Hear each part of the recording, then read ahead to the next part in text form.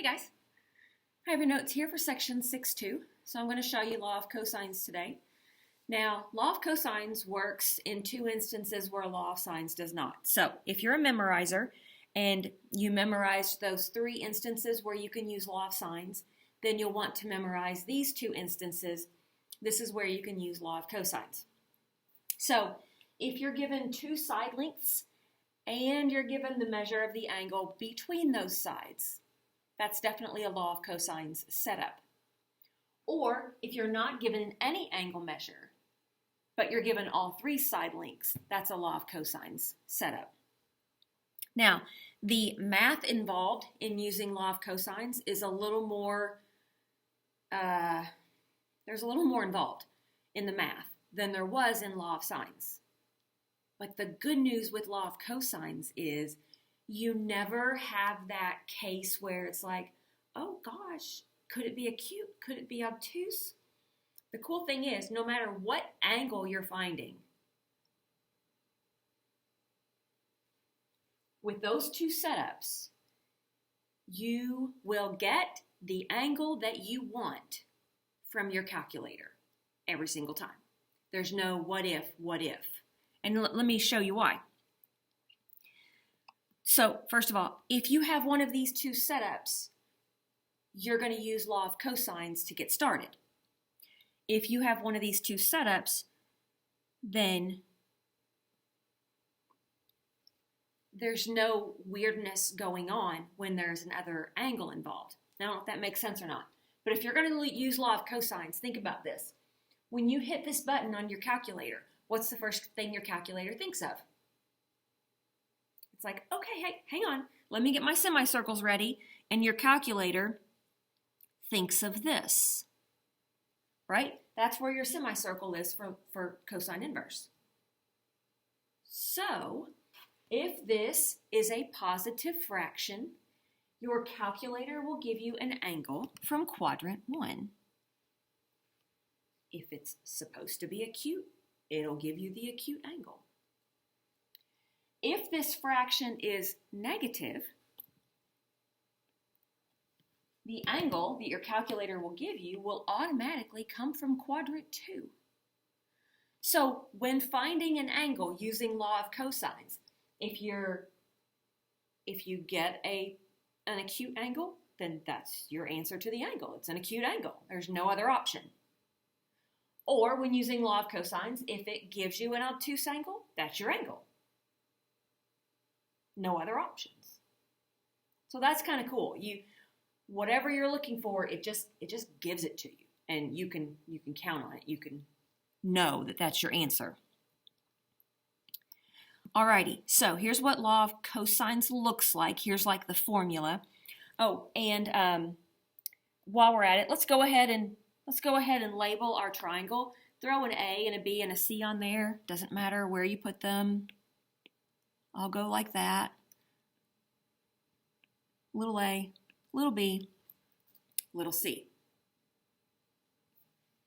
So, law of cosines works if you're given, let's say you're given side length, side length. You're going to use law of cosines because that's one of the instances where you use law of cosines. Or, if you're given a side and another side, and the angle between them. See? Side, angle, side. Then you'll use law of cosines. So those two setups are when you're going to use law of cosines. Now, for law of cosines, we can manipulate this to find any side length or angle that we want. And here's what I mean by that. This equation is set up where a squared is over here, a is over here, little a, and b and c are over here. See them? B and c are here, b and c are here, and we need cosine of big A. Well, every time I set up my formula, this angle is going to match the letter that's over here. So let's say that you, according to the way your triangle's set up, let's say you want to find little b. No big deal. You can set up your equation like that. So if I want to find little b, then I'm going to come over here and I'm going to write little b squared equals. Now, these two have to be the other two sides. So if I'm using little b, then this has to be an a and a c minus 2 times, repeat the a, repeat the c, and now we're going to do cosine of our angle that pairs with this one. There you go. Or what if it's c that you want over here? What if you're trying to find c? No problem. Set it up. So if little c is here, then over here we need the other two. A squared, b squared, minus 2, repeat. Angle matches the side length that's over there. So you can set it up however you want it. All right, let's go. So to get started, I threw letters on an imaginary triangle. So I just drew some random triangle. Remember, my triangle is not drawn to scale. I just needed kind of a picture of what was across from what and how I'm going to solve this. So I've got B labeled as 40 degrees, little a is 12, little c is 20. Now, some of you are going to look at this and say, oh, I'm a memorizer. I'm given side, angle, side. I'm going to use law of cosines. Not me. I'm not a memorizer. I'm a thinker. So here's what I do.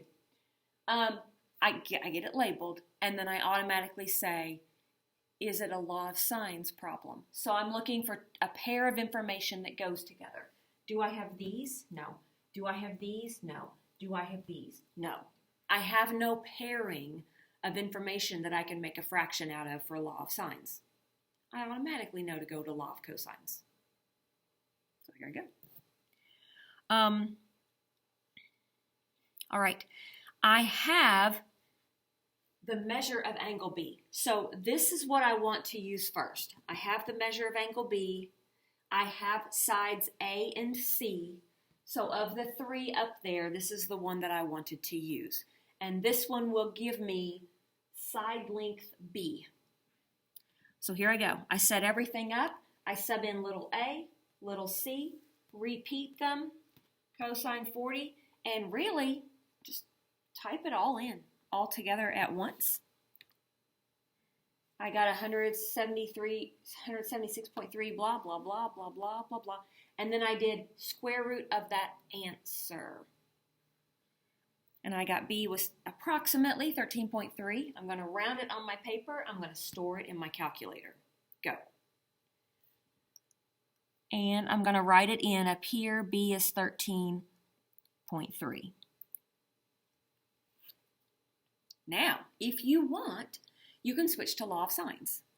Because now I have this pairing that I can make a fraction out of to find whatever. Watch this. Let's see, which one did I do first? I found angle A.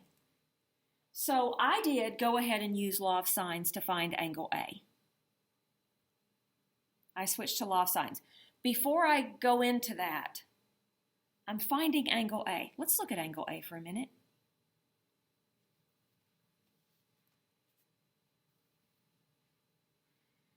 So this is 40, this is 13.3, okay. This is 12. This side is shorter than this side. What can you tell me about this angle? It's going to be less than 40. I am 100% certain that, well, if I found this correctly, this is shorter. I'm 100% certain this is an acute angle. I like law of sines if I know for sure that my angle's acute.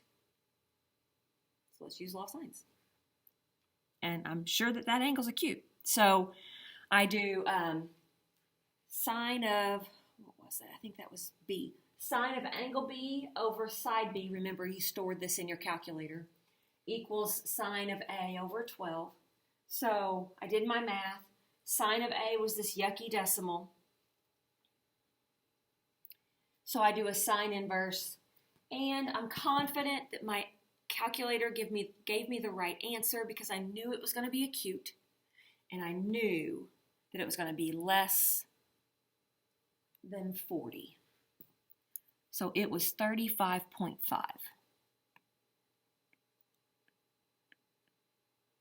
degrees. And then you have no choice for C. Like C is locked in.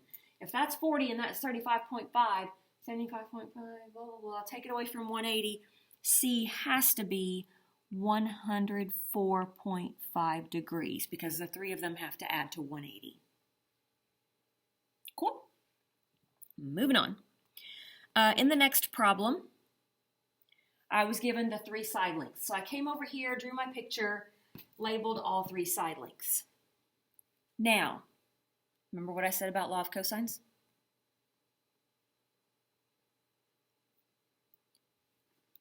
Whenever you hit this button, if this fraction is positive, it's going to give you a acute angle. That's what your angle is supposed to be.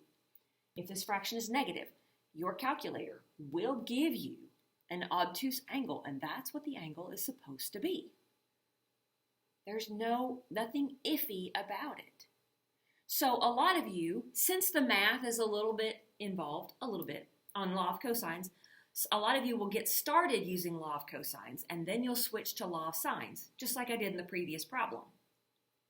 When you switch to law of sines, I doubt you'll want to have to worry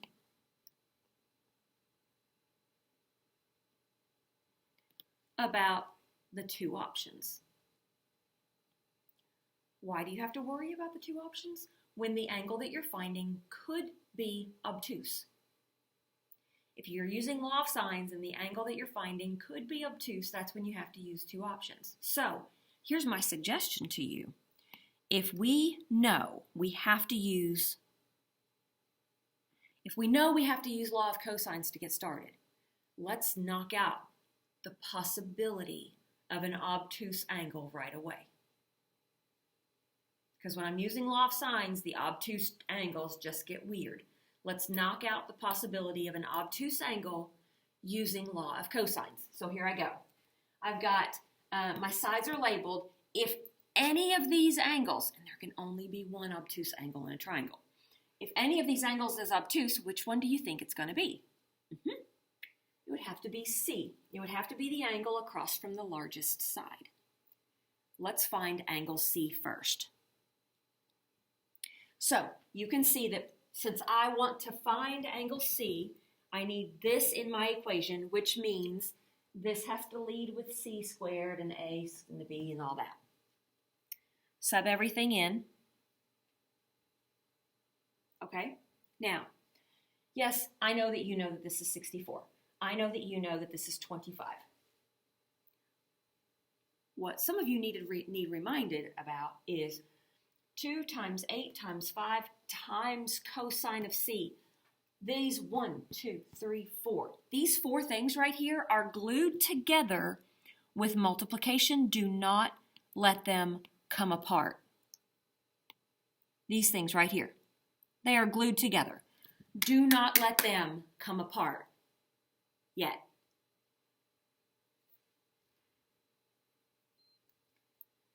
Squared them. 2 times 8 times 5. Still together, they make 80. There's a minus in front of 2. That's 4. Just kidding. 8 times 10 is 80. Right? So now the 80 is glued to the cosine of C. Glued, glued, glued, glued. You are not allowed to add 64 and 25 and a negative 80. No, no, no. The negative 80 is attached to the cosine. You cannot combine these three numbers. The 80 is attached to the cosine, which means let's knock this one out and knock this one out. So subtract them. Just those two. The 80 is still going to be there. 100 minus that's 11. See? The 80 with the negative in front of it still there. Now you may get rid of the negative 80 in front of your cosine. So I'm going to divide both sides by negative 80. Divide both sides by negative 80.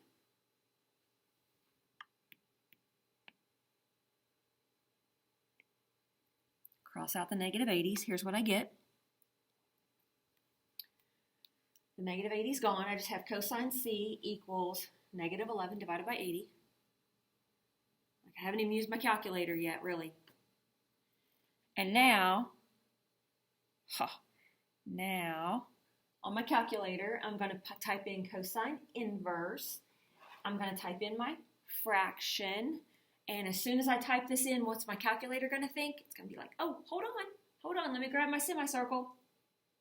And I'll say, okay, I'm ready, give me the fraction. And you're going to give it the fraction.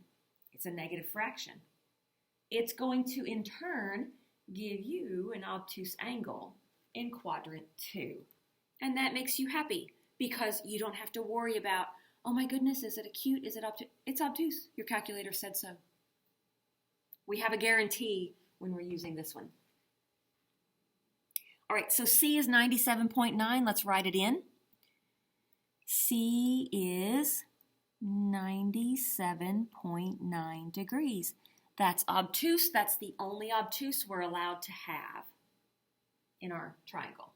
So from this point on, just grab something and go with it. And you probably want to use law of sines from now on. I don't know, maybe not. Maybe you want to do a cosine again. But we're going to find another angle, and it doesn't matter which one we do. Looks like I found A. So I'm going to grab these two that go together. I'm going to make a fraction out of them, and I'll do these two. So I'm going to go sine of 97.9 over 10, and I'm going to go sine of A over 8. Sine of 97.9 over 10. Remember that was probably yucky and we stored it. Equals sine of A over 8. My sine fraction is 0.7924, and to get my angle, I have to use sine inverse. When I use sine inverse, my calculator is going to say, oh, hang on, let me get my semicircles. It knows that this angle is supposed to be an acute angle. Remember, we already found an obtuse one. So that's acute. So A has got to be 52.4. Let's write it in. 52.4. And subtract them from 180, and we're going to get 29.7 for our third angle. There you go. There's another area formula that I want to show you. This area formula can be used when all you have are three sides. This area formula is used when you're given all three sides of a triangle. So you've got little a, little b, little c. You really don't want to have to go through all the trouble to find the height and do all that. So we're going to use this formula. The formula involves the length of all three sides, but it also involves some other number labeled with an S. And that's really important. And here's how you find it. You add all three sides and divide by 2. So we need each side length, we've got that. And we need S. S appears in our formula 4 times. It's pretty important. So to find S, I'm going to take my 3 side lengths, 5, 9, and 8. I'm going to add them and divide by 2. S is 11. That's that important number. Sub them in my area formula. You see that 11 occurs 4 times. And these are the side lengths. You can type it in just like that in your calculator, and you get 19.9 square feet.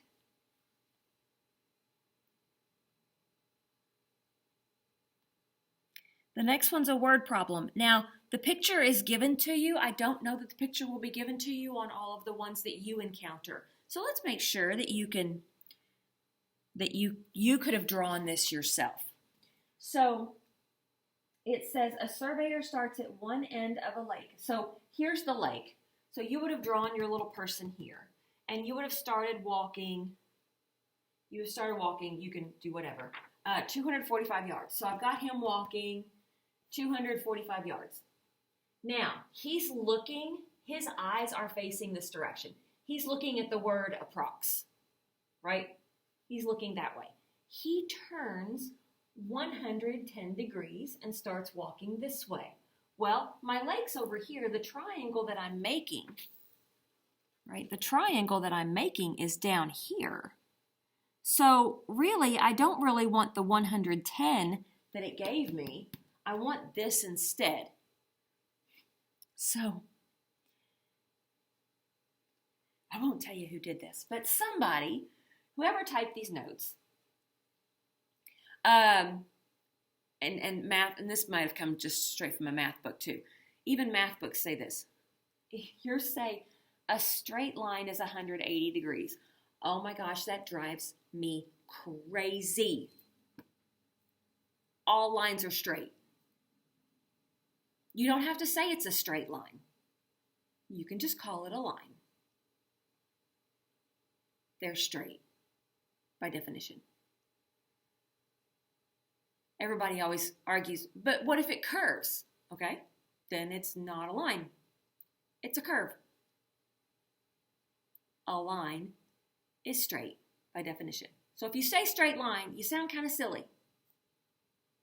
That's like me saying, okay, on your paper, draw a circle. Oh, no, wait. Make sure it's round, okay? Make sure you draw a round circle, not just a circle. Draw a round circle. Straight line. Silly. Line, 180. Anyway, back to the problem. 110, 70, because a line makes 180. Now, here's what I would do. I would, to find this length, I think I'm going to use law of cosines, because it looks like I'm given this, this, and this. So I'm going to use law of cosines. If it helps you, why don't you throw some A, B's, and C's on there? So you can go like A, B, C. Little b, they call it x. You can call it little b. Little c, little a. Now, little b is what you want to find. Set up your equation. Little b is what I want to find. So I'm going to use, I'm not going to write the thing out. I'm going to use A and C. So A, C,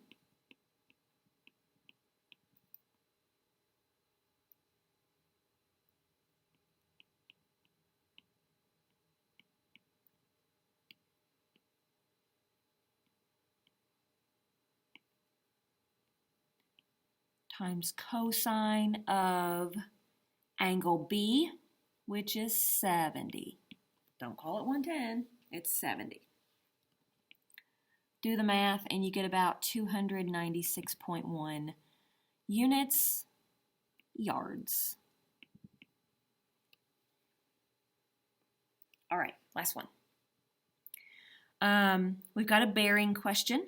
So I kind of got it started for you, but then I thought, you know what? I need to do some of this with you so you can see me do these bearings. So I've got, the first one I thought was pretty easy, 590 miles at this bearing. So I went north, turned 35 degrees, put 590. So the plane started here, and it went to here. And where was that? That was airport B. Okay, so there it is, airport B.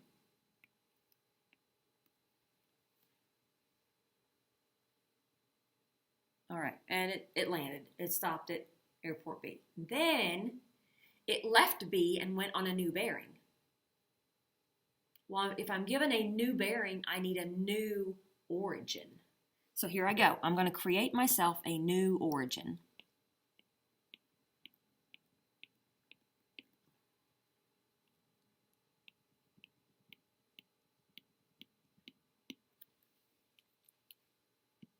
Ready? Here I go. I'm going to travel 380 miles south, 72 degrees east from my new origin. Ready? South, 72 degrees toward the east. Let's come out here for whatever it said, I forgot. 380 miles.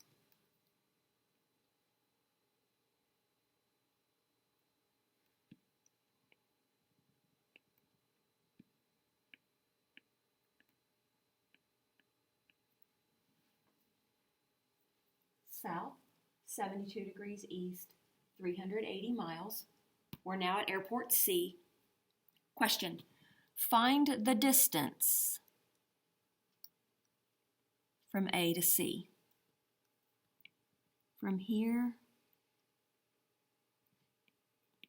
to here. That's the distance that we're supposed to find. Okay, well, you can see that I have a triangle. I have a red, purple, and green triangle. Is it a right triangle? I don't know, maybe. Let's find out.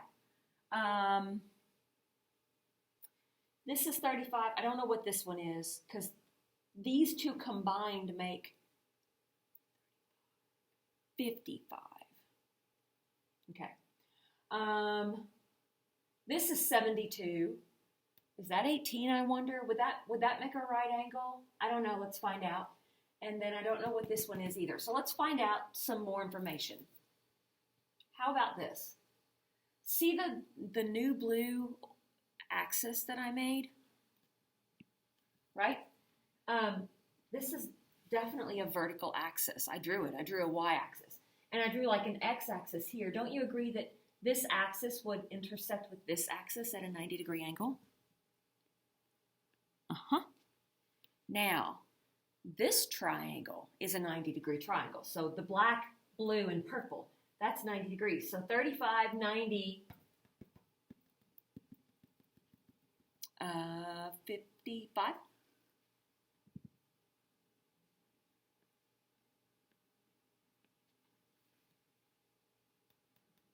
So from here to this vertical, that would be 35.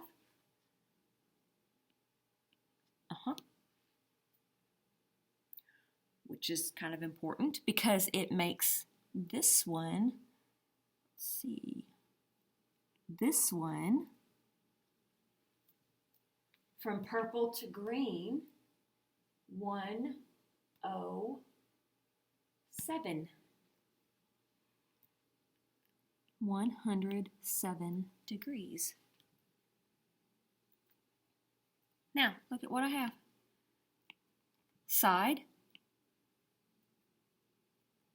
angle, side. Law of cosines. This is what I want. So, hey, I like the letters that we chose. I'll call that little b. Right? So, little b squared is equal to little a squared. Oh, I've got them backwards. Forgive me. How about this? Little b squared equals little c squared plus little a squared minus 2 times little whatever times little whatever times cosine of 107. As long as you're using those two, it doesn't matter what order. And then I get b is like 789.7 miles. Okay? Law of cosines. One thing that I want to go back real quick and warn you about is this right here. When people use law of cosines, this is the most common mistake I see. I see it quite a bit. People want to do 8 squared plus 5 squared minus 80. You can't do minus 80. The 80 is attached to the cosine, right? When you use law of cosines, you'll always have a number right here in front of cosine, and the number will always be negative.